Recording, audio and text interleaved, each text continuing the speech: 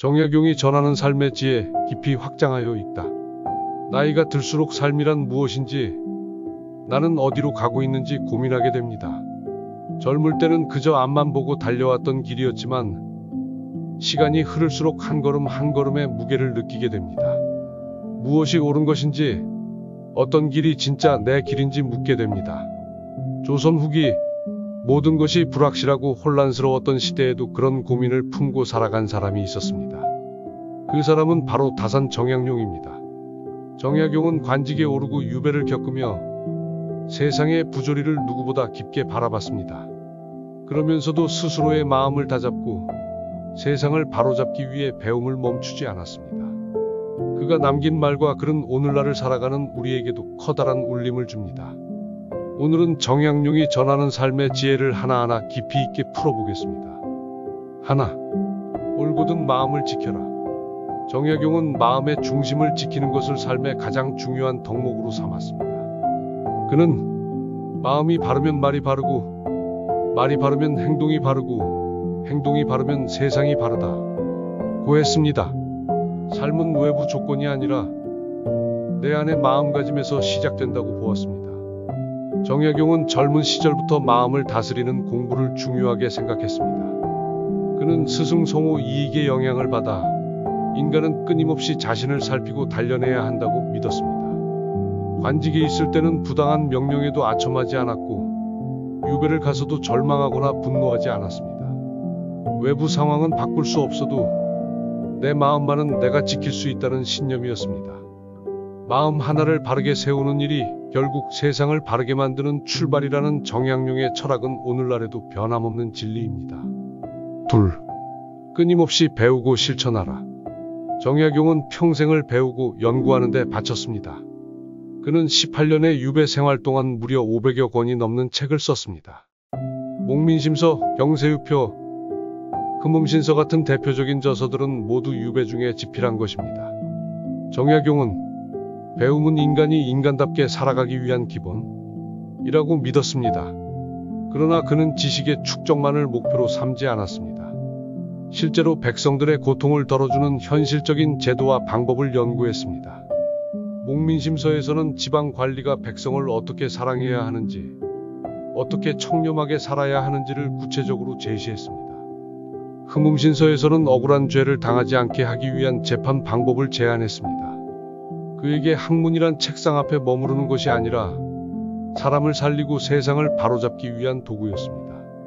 오늘날 지식이 넘쳐나는 시대에도 정약용의 배우되 실천하라는 가르침은 더욱 중요합니다. 셋, 작은 일에도 최선을 다하라. 정약용은 큰 일만을 쫓는 삶을 경계했습니다. 그는 작은 일에도 정성을 다하면 반드시 큰 일로 이어진다 고 강조했습니다. 실제로 그는 농업, 수리, 건축, 법률 등 다양한 분야에서 세밀한 실천을 중시했습니다. 그가 설계한 수원 화성은 단순히 웅장함을 넘어 백성을 위한 실용성과 효율성을 모두 고려한 구조물이었습니다. 또한 농가 밭에 관계시설을 정비하고 농민들이 실질적인 혜택을 받을 수 있도록 돕는 일을 아끼지 않았습니다. 그는 작은 다리 하나를 튼튼히 놓고 한 사람의 억울함을 풀어주는 일에 온 힘을 쏟았습니다.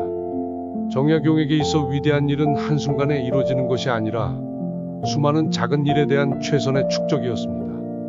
오늘 우리도 작은 일 하나를 대충 넘기지 않고 정성을 다하는 삶을 살아야 합니다. 넷, 현실을 직시하되 이상을 잃지 말라. 정약용은 냉철한 현실주의자였습니다. 그는 조선 사회의 모순을 누구보다 정확하게 꿰뚫어 보았습니다. 양반 중심의 사회구조, 부정부패, 백성들의 피폐한 삶. 그는 이 모든 문제를 외면하지 않고 정면으로 마주했습니다. 그러면서도 그는 이상을 잃지 않았습니다. 그가 꿈꾼 세상은 백성이 편안하고 관리가 청렴하며 나라가 정의로운 사회였습니다. 이를 위해 그는 경세유표를 통해 새로운 정치 체계를 제안했고 전론에서는 토지 제도의 개혁을 주장했습니다. 특히 그는 백성이 잘 살아야 나라가 강해진다 고 믿었습니다. 현실의 문제를 냉정하게 분석하되 더 나은 세상을 향한 꿈을 끝까지 놓지 않았던 정약용의 자세는 오늘 우리에게도 큰 울림을 줍니다. 다섯, 모든 일의 근본을 살펴라. 정약용은 겉으로 드러난 현상이 아니라 문제의 본질을 꿰뚫어보는 힘을 중요하게 여겼습니다. 그는 형식에 집착하면 본질을 잃는다 고 경고했습니다. 예를 들어 세금을 줄이는 것이 목표가 아니라 세금 제도의 근본을 개혁해야 백성이 진정으로 편안해진다고 보았습니다. 또한 교육 문제를 다룰 때도 단순히 과거 시험의 제도를 고치는 것이 아니라 인간을 어떻게 바르게 키울 것인가를 먼저 고민했습니다. 그는 항상 왜라는 질문을 던졌습니다. 왜 제도가 실패하는가? 왜 백성이 고통받는가? 왜 정의가 사라졌는가? 정약용은 문제의 뿌리를 찾아내야 진정한 해결이 가능하다고 보았습니다. 우리 삶에서도 단순히 결과만을 바꾸려 하기보다 원인을 파악하고 근본을 고치려는 노력이 필요합니다. 6. 결국 사람이다. 정약용은 제도나 법보다 더 중요한 것은 사람이라고 믿었습니다. 법이 아무리 좋아도 사람을 기르지 않으면 소용이 없다 고 그는 말했습니다. 그래서 그는 교육을 매우 중요하게 여겼습니다. 단순히 지식을 가르치는 것이 아니라 올바른 인성과 도덕성을 기르는 교육을 강조했습니다. 그는 관리가 청렴해야 백성이 행복하고 선비가 바르면 나라가 바른다고 믿었습니다. 결국 세상을 바꾸는 것은 제도가 아니라 사람입니다. 정약용은 자신의 모든 학문과 개혁의 중심에 사람을 두었습니다. 오늘날 기술이 아무리 발달해도 여전히 가장 중요한 것은 사람이라는 그의 가르침은 변하지 않는 진리입니다. 좋은 사람이 많아질 때 세상도 자연스럽게 좋아질 것입니다. 오늘 이 영상이 도움이 되셨다면 구독과 좋아요로 함께 해주시면 감사하겠습니다. 좋은 말씀과 따뜻한 지혜를 앞으로도 함께 나누겠습니다. 오늘 하루도 좋은 하루 보내시길 바랍니다.